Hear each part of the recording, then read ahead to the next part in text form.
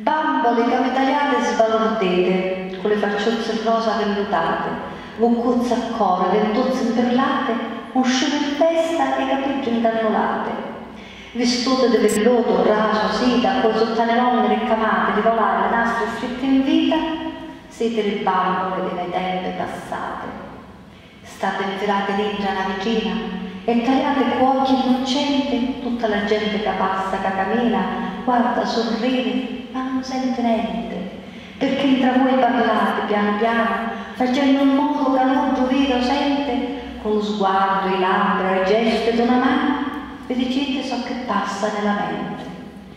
Mentre da io ancora incantata, mi pare di vedere un movimento. Una pupa mi chiama con occhiata e una luciglia capava un filivento. Trasiccaddeggia, assetta tendo mezzo, mettete in posa a mani aperte e a bocca sorridente.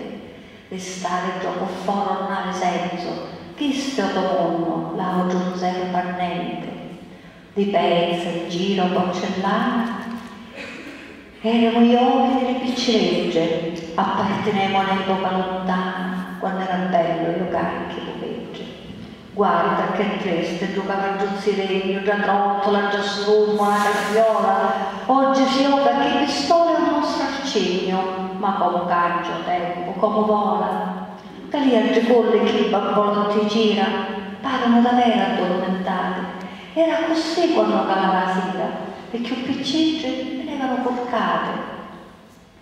E magari voi siete giunta la serata e finalmente astuta nostre luci che hanno bruciato l'occhio la giornata e ne abbrazzavano tutte luci. Un pupo biondo suona un organetto, con gilete velluto e un berrigiocio, una sciarpa coggio e vero stivaletto, che ste lo segno di tutte a letto. Sono adagio, lento. Fino a che siamo tutti addormentate, poi chiudi l'occhio e sonna contento e belli tempi felici ormai.